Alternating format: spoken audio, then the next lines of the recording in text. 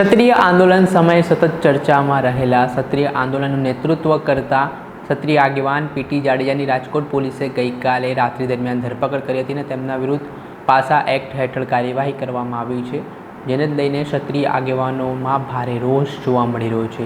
એ રીતે અમરનાથ મંદિરમાં આરતી દરમિયાન બોલાચાલી મામલે જે વિવાદ થયો હતો અને જે કથિત એક ઓડિયો વાયરલ થયો હતો, ત્યારબાદ આ કાર્યવાહી હાથ ધરવામાં આવી હોય તેવું કહેવાય રહ્યું છે।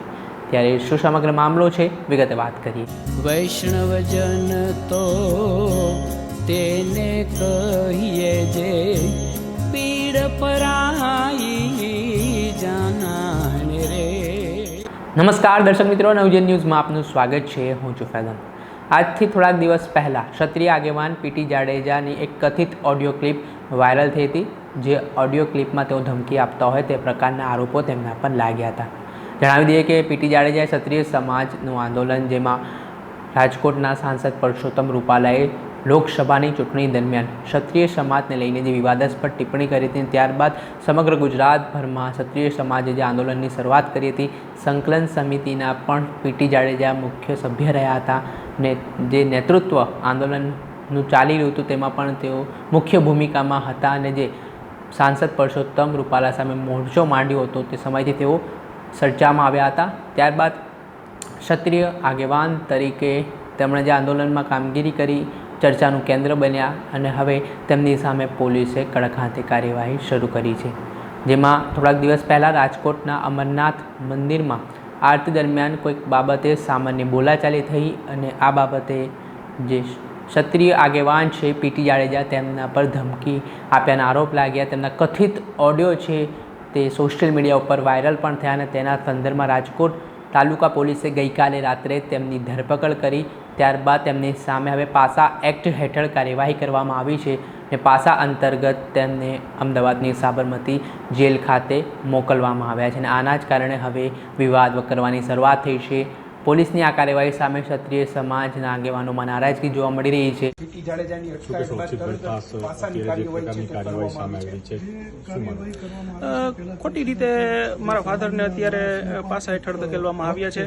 સામાન્ય કલમ છે, બરાબર છે, અને આ કોઈ સામાન્ય કલમ દ્વારા કોઈ ટેબલ જામીન છે, બરાબર, છતાં પણ આ લોકોએ કિનાખોરી રાખીને અમને ગુમરાહ કરીને 3-4 કલાકથી બેસાડેલા અને સવારે અમને જવાબ દેવા માટેની નોટિસ પાઠવેલી અને રાત્રે ઘરેથી જ અમને સમય પહેલા ધરારથી અમને ઉપાડી દીધેલા, બરાબર છે, મારા ફાધરને કે ભાઈ તમે આવું જ પડશે, એમાં નહીં ચાલે, તમે 10 મિનિટમાં છોડી દેશું, એવું કરીને અમને અહીં લઈ અને પછી આવી કાર્યવાહી ધરારથી કરીને પાસા હેઠળ ધકેલા છે। અને આ એકદમ હું કહી શકું કે આ અમારા સમાજ માટે અમે જે કર્યું છે એની માટેની અમારી ઉપર કિન્નાખોરીઓ રાખી છે। અંદર બોલાવવામાં આવ્યા હતા ત્યારે અમને પહેલા તો મળવા જવા જ નહોતા દેતા, જાય તો 2 મિનિટમાં એમ કે તમે બહાર વયા જાઓ, બરાબર છે, અમારા ફાધર સાથે સરખી વાત ન કરવા દી। અત્યારે બી અમારા ફાધર સાથે વાત ન કરવા દીધી અને કે લઈ જાઓ અને એના કપડાની બધું છે તો એ પણ એમ કીધું કે ભાઈ અમે રસ્તામાંથી અમે જોઈ લેશું, કરી લેશું, બરાબર છે। ના, સામાન્ય ગુનામાં 304 એવી સમથિંગ, મને બહુ કલમ યાદ નથી, પણ સામાન્ય ગુનો છે જે અમને નોટિસ બી પાઠવેલી હતી। કાલ મારા ફાધર સામેથી પોલીસ સ્ટેશને હાજર થયા હતા, અમને નોટિસ બી પાઠવેલી હતી, બરાબર છે, અને અમને એમ કીધું હતું કે તમને પાછા બોલાવવામાં આવે ત્યાં તમે આવજો, અને આજે પાછી અમને નોટિસ પાઠવેલી, બરાબર છે, અને કાલ સવારે અમારે 5 તારીખે 11 વાગે ત્યાં હાજર થવાનું હતું, પણ છતાં બી અમે પહેલાં આ લોકોએ મારા ફાધરની ધરપકડ કરીને અમને ગુમરાહ કરીને અમારા પરિવારને, લેડીઝને બધાને અન્યાય કરીને, બરાબર છે, એમની સાથે સારું વર્તન ન કરીને આ ધરારથી મારા ફાધરને લઈ ગયા અને હોસ્પિટલ, મારા ફાધરનું ડાયાબિટીસ આવવાથી તો હોસ્પિટલ પણ ગિરિરાજ હોસ્પિટલથી જ એમને લઈ ગયા, એમને હોસ્પિટલે પણ ન જવા દીધા, ત્યાં સુધીની આ લોકોએ કિન્નાખોરી અમારી સાથે રાખી છે। હવે શું માંગ છે?